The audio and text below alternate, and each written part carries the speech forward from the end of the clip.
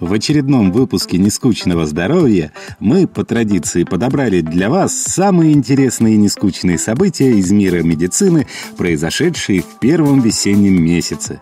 Сегодня мы узнаем, какими последствиями грозит нехватка соли в рационе питания, как распознать женщин, склонных к измене, чем лечились предки современных людей, кому удалось создать первый искусственный эмбрион в мире и многое другое.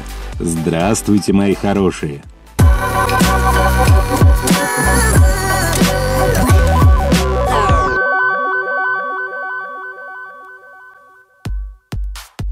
Имя человека можно угадать по его лицу.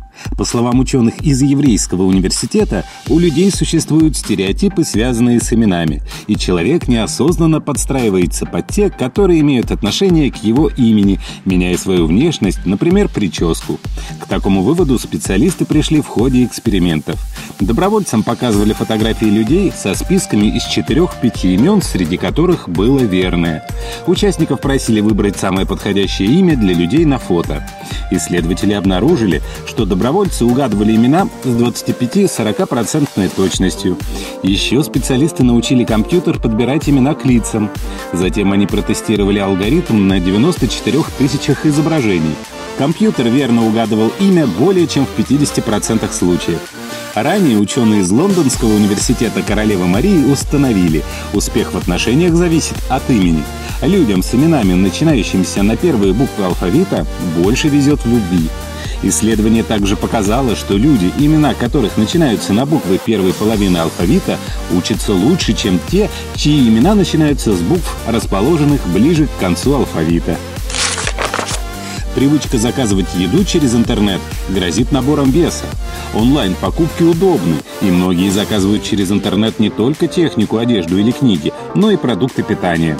Однако данная практика может привести к набору веса. Диетолог Алан Барошек уверен, делая онлайн-покупки, люди зачастую выбирают не самые здоровые продукты. Отчасти это связано с тем, что на сайтах редко отражена информация о питательности продуктов, об их калорийности. В обычном магазине человек хотя бы может узнать о составе на этикетке. В интернет-магазинах не указывают уровень сахара, соли, углеводов в каждом конкретном случае. Следовательно, трудно определить действительно полезные продукты, сравнивая товары одного порядка. Кстати говоря, шопинг-терапия помогает, если человек страдает из-за неудавшейся личной жизни.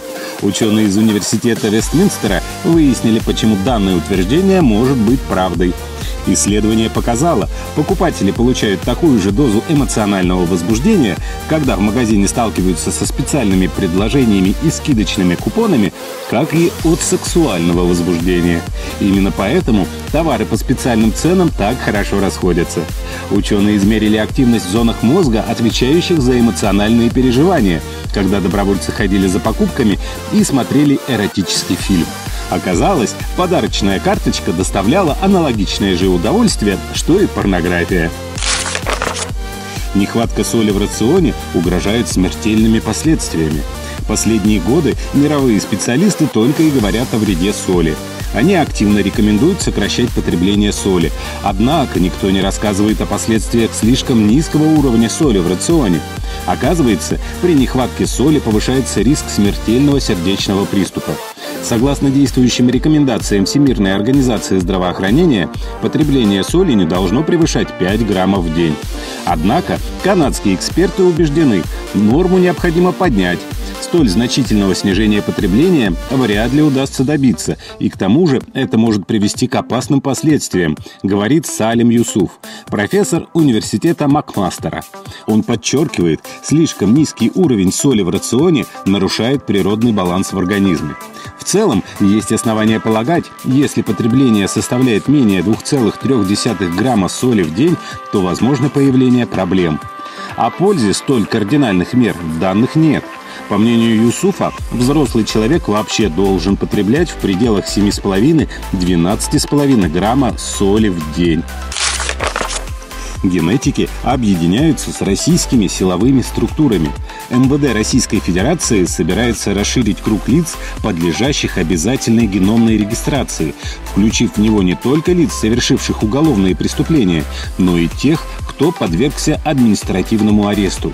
Комментирует начальник центра Петр Гришин.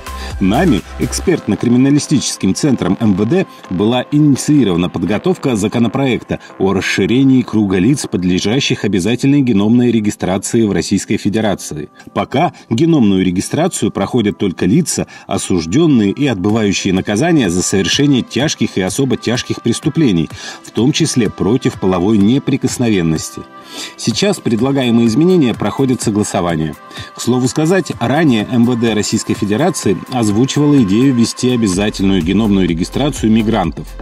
Большую часть уличных преступлений против половой неприкосновенности детей у нас совершают мигранты.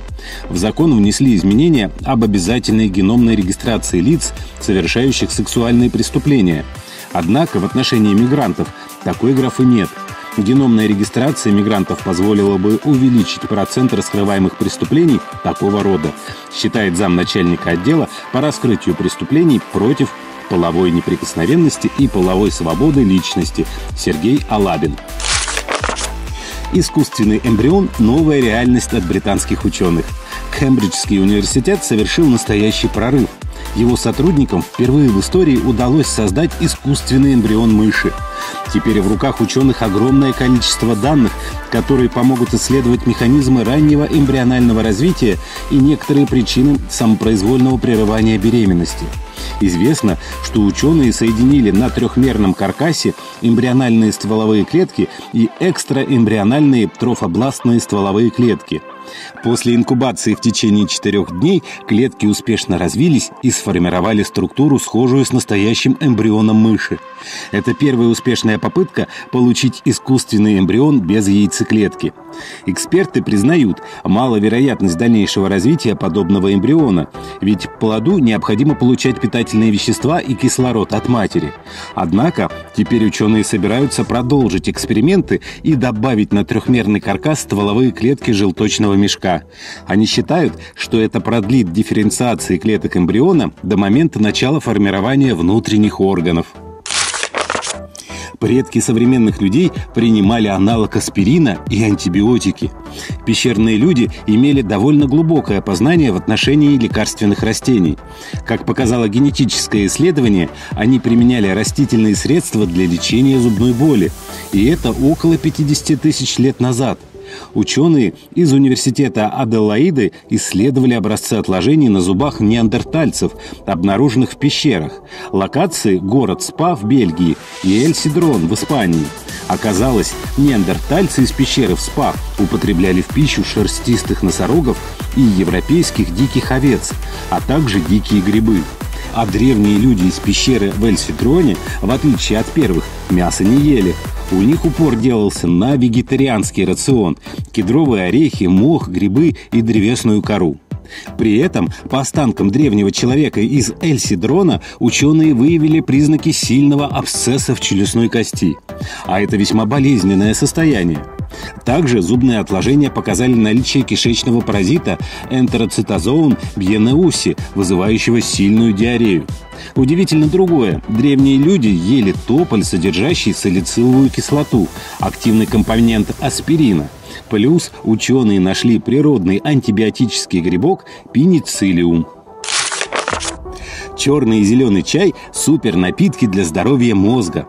Если вы пьете каждый день чай, то риск деменции или старческого слабоумия у вас снижается на 50%. А при наличии гена деменции вероятность образования токсичных отложений в мозге уменьшается на 86%. Примечательно, что и черный, и зеленый чай производят одинаковый позитивный эффект на мозг. В чае много катехинов и теофлавинов, которые, как считается, обладают противовоспалительным и антиоксидантными свойствами. Они же могут защищать мозг от повреждения сосудов и дегенерации нейронов, говорится в исследовании Национального университета Сингапура. Ученые анализировали уровень потребления чая 957 человек старше 55 лет в течение 12 лет. Каждые 2 года оценивались когнитивные показатели людей. Также собиралась информация, касающаяся образа жизни, медицинских отклонений и физической активности участников исследования. Оказалось, люди, постоянно пьющие чай, лучше справлялись с когнитивными тестами. Кстати, ранее ученые заявляли об исключительной пользе кофе. Данный напиток тоже снижает риск деменции. В США активизировался смертельный грибок, которому не страшны самые мощные лекарства. Согласно официальным данным, в Штатах, большая часть в штате Нью-Йорк, заболели 53 человека, заразившись Candida auris. Также были выявлены 27 здоровых носителей инфекции. Грибок особо опасен для людей с ослабленным иммунитетом, недоношенных детей, диабетиков, почечных пациентов на диализе, пациентов, перенесших трансплантацию органов или любую инвазивную операцию. В отличие от других грибковых инфекций, Candida auris оказывается в кровотоке или ране и вызывает в итоге отказ в работе органов. Смертность составляет 60%. Как правило, заражение происходит в больнице. Впервые грибок обнаружили в Японии в 2009 году. С того времени факты заражения выявляли в Канаде, Колумбии, Германии, Индии, Израиле, Кении, Кувейте, Норвегии, Пакистане, Испании, Южной Африке, Южной Корее, Британии и Венесуэле. В Штаты грибок проник в 2013-2016 годах. И сейчас количество случаев заражения утроилось по сравнению с изначальными показателями. Некоторые штаммы грибка устойчивы ко всем основным классам противогрибковых средств. Притом, за последнее время новых противогрибковых средств создано не было. У человека и грибков много схожих метаболических путей. Значит, то, что убивает грибок, токсично и для человека. GPS-навигаторы отключают области мозга, отвечающие за ориентацию в пространстве. Водители часто слепо доверяют навигаторам, что иногда приводит к неприятным инцидентам. Исследователи из Университетского колледжа Лондона выяснили, подобные устройства подавляют активность зон мозга, которые мы обычно используем для навигации. К счастью, изменения обратимы. Нужно просто попробовать разобраться в карте самостоятельно.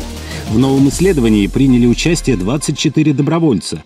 Участники должны были сориентироваться в компьютерной версии Сохо, одного из кварталов Лондона. Специалисты следили за активностью в гиппокампе, центре памяти, и префронтальной коре добровольцев. Исследование показало, когда участники пытались найти дорогу без навигатора, активность в обеих областях мозга на новых улицах повышалась. Она увеличивалась особенно сильно, если добровольцы сталкивались с извилистыми лабиринтами улиц.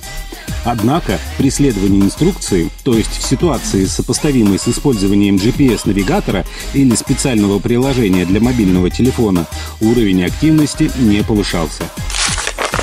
Специалисты рассказали, как распознать женщин, склонных к измене. Ученые вывели закономерность. По тому, как часто женщина имитирует оргазм, можно предсказать вероятность того, что она пойдет на измену. Чем чаще она имитирует, тем больше вероятность измены. Притом, данная особенность не касается женщин, имеющих мало оргазмов. Этот вывод ученые сделали, исследовав 138 женщин и 121 мужчину. Они интересовались у женщин силой и частотой оргазмов, а мужчин спрашивали, как часто, по их мнению, вторая половина достигала оргазма. Также всех участников опроса интервьюировали относительно того, изменяли ли они партнеру и рассматривают ли возможность измены в будущем. Оказалось, имитация оргазма была напрямую связана с женской неверностью и низкой степенью удовлетворенности отношениями со стороны мужчины. Однако нет никакой связи между количеством достигнутых оргазмов и вероятностью измены. Специалисты не советуют верить надписям на этикетках продуктов. Ученые из Университета Северной Каролины проанализировали данные более чем о 80 миллионах продуктов питания и напитков, которые более 40 тысяч семей покупали за период между 2008 и 2012 годами. Исследование показало, что надписи на упаковках продуктов об отсутствии жира, сахара или низком содержании соли вселяют в потребителей уверенность в себе. Однако такие надписи могут не иметь ничего общего с реальным составом продуктов.